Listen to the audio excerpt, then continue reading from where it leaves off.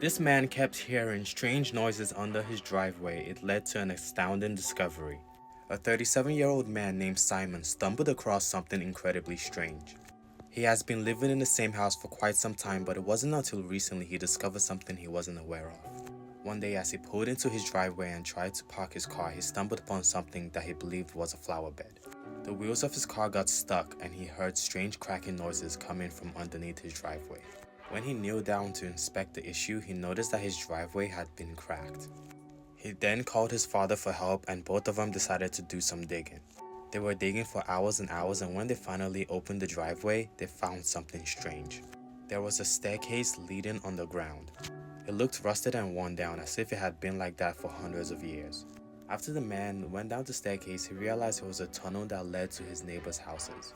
This was incredibly strange because he had lived in the house for many years and he was not aware of this.